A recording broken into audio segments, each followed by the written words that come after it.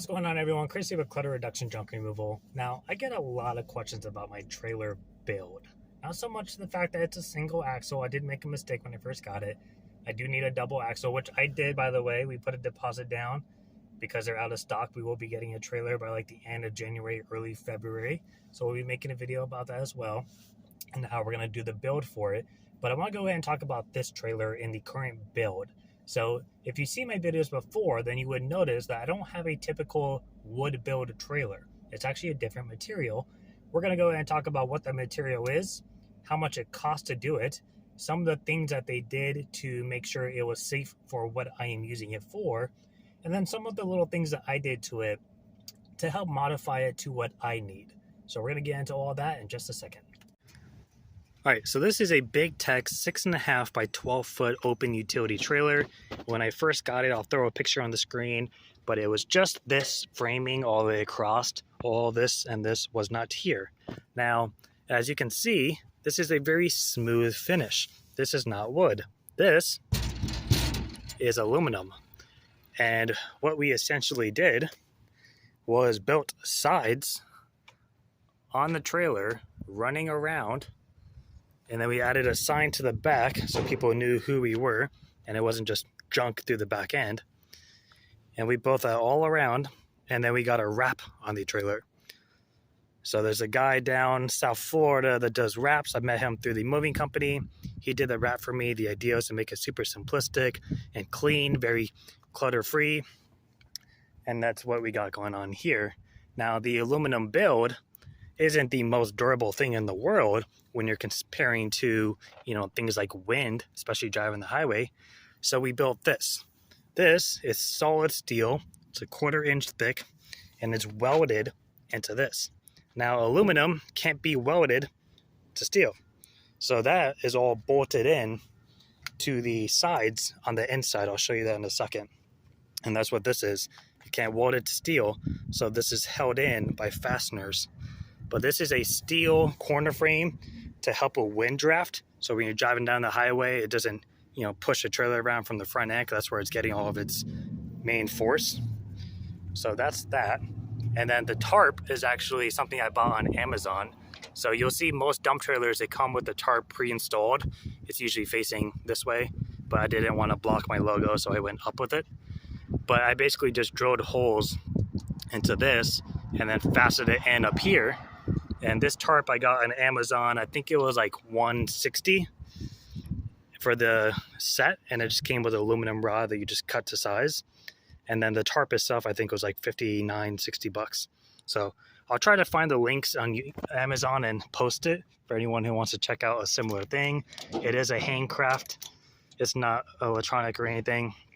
And then this pipe here, I added on not too long ago, just so when I throw the net, it doesn't get stuck anywhere, because before I had to do it by hand. So going on the back of the trailer, nothing super crazy back here other than the sign, which we use for marketing purposes. This used to be bolted in right here, running into the guard gate, and we just had like a large washer on the other side, but I kept tripping on it. So we eventually just got self-drilling or self-tapping screws and put it into the actual frame itself. And it's been holding up pretty well so far. Now, these little guys here is a safety net for me. I saw a video once where these things popped out of place on the highway, and the whole gate swung open and hit another car. And you might think that's pretty unrealistic, but you see how like this is kind of loose? And I know you can replace these, but until then, this is just a safety net in the event maybe I forgot to do that.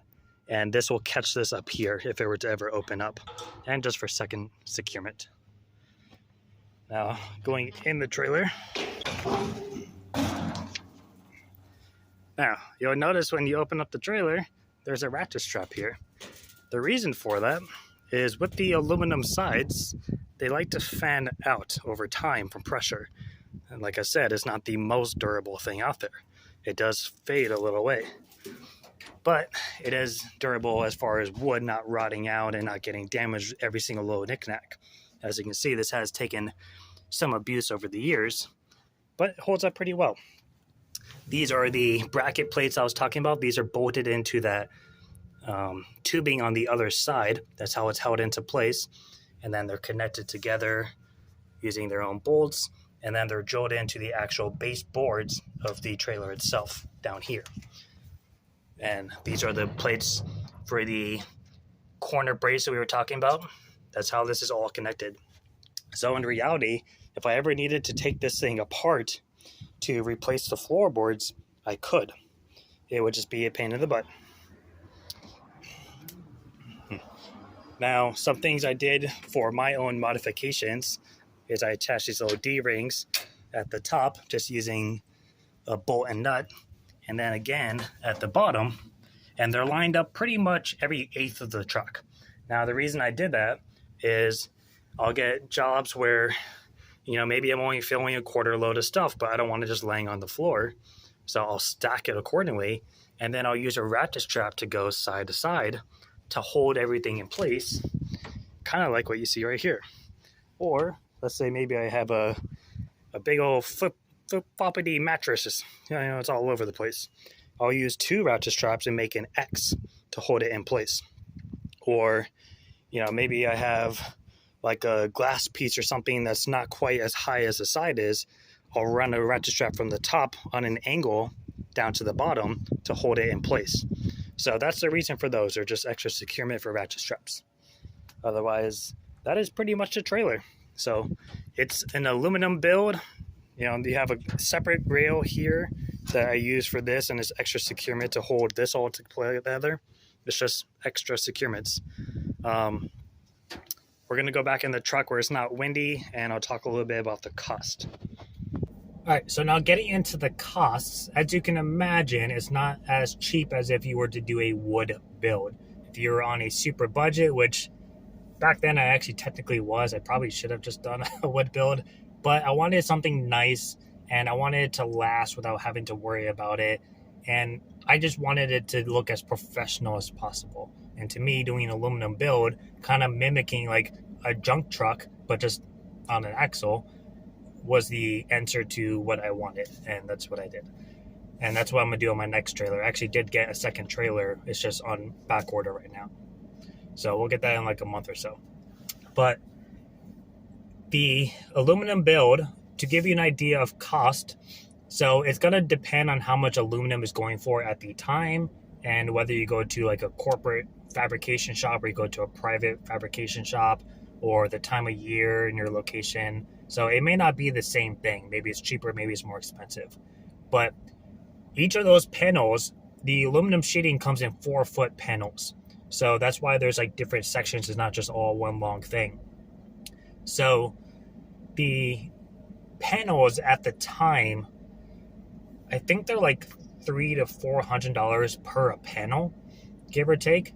And then you have the extra labor of having the machines that cost a lot of money. I've done tours at my brother's place. Those machines are hundreds of thousands of dollars. To bend them into like a right angle and then bend it again for bracing is expensive.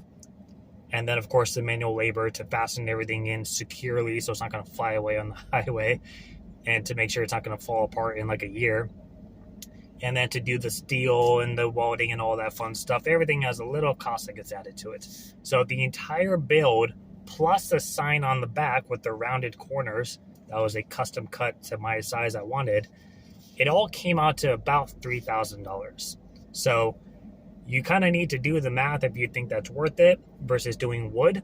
I wanted something I could get wrapped professionally, like an actual, wrap like a vehicle, and that's what that is.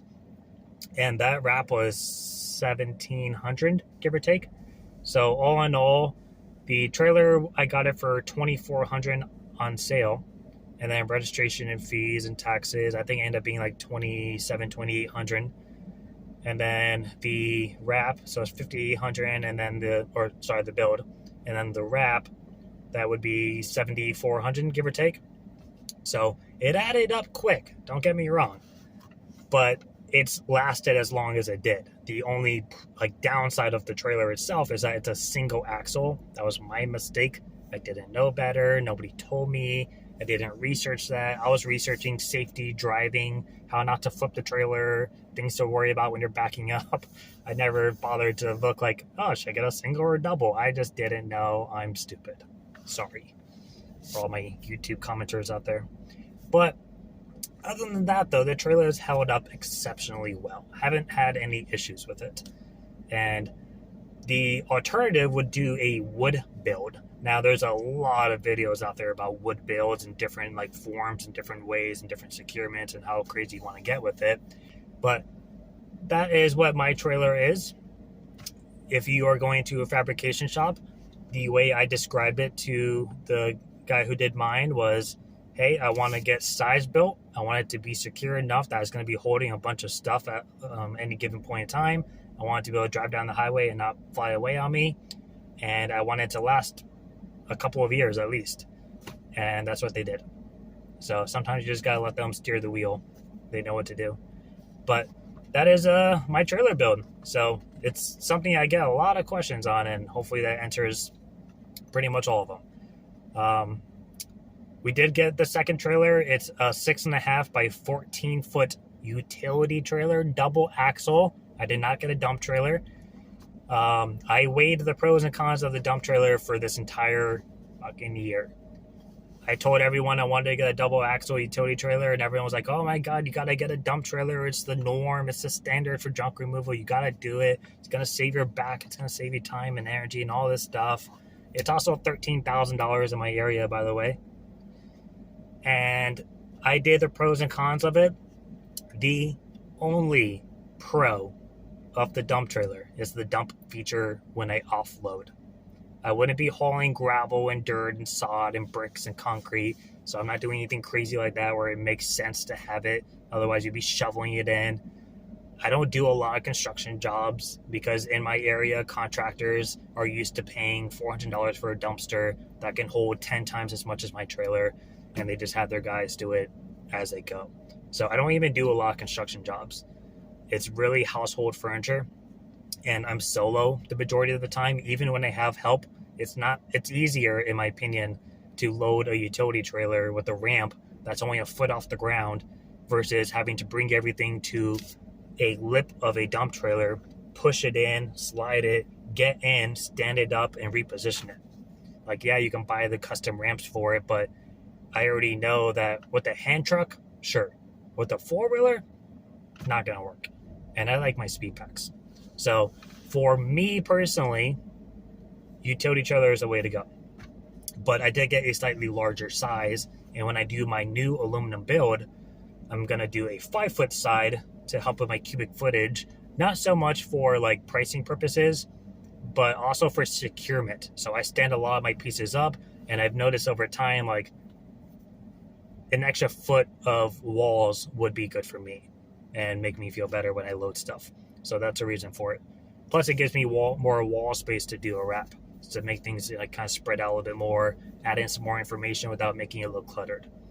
So that is what we got going on, but it's on back order right now. I did the deposit earlier, and it won't come in until like late January or early February. So it is what it is. But that is it for me. Hopefully that answers some questions, and we'll see you guys next time.